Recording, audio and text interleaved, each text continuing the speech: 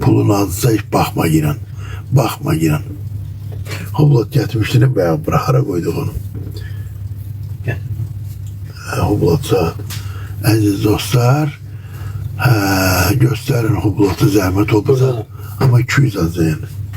200 azayın kola takılmayıp bir günde olsun kola takılmayıp. Arif buradadır, onu da salamlayıram.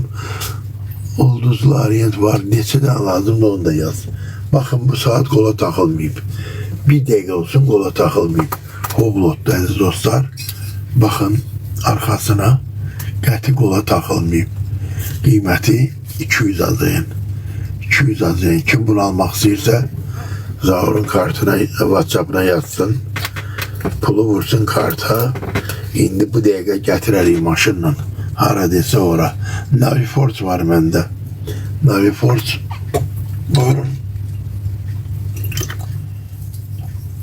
60 manat. 55 manat. Təzə istifade olmuyor. Bak dalda qalqıraması var. Təp-təzə dəziz dostlar. Təp-təzə. Size bir tane gösteririm Naviforce. 40 manata Naviforce saat. 40 manata ideal saat. Qəşəng də işləyir. Buyurun əziz dostlar. 40 manata Naviforce saat. Görürsünüz.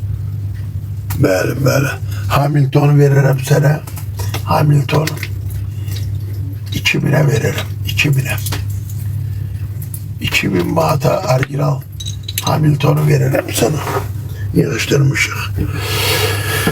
Neyse aziz dostlar, radolarımız da var, her şeyimiz var. Şehrin merkezinde Targov'da işleyirik. Rus Dram Teatrı solumuzda, çağırma bir sağımızda aziz dostlar. Qabağımızda ise Türklerin namlı kebap restoranı, Mado restoranı, Ahmet kendisi. Elşan Esadov deyir, Hublotu bir pulu vur kartı. Baş üstə. 055 249 50 50 bak o numaraya vur ki WhatsApp'taki kartı at.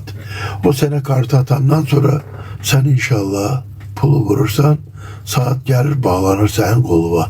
Kvadrat Orient neçədir? Kvadrat Orient bizde 200'e de var.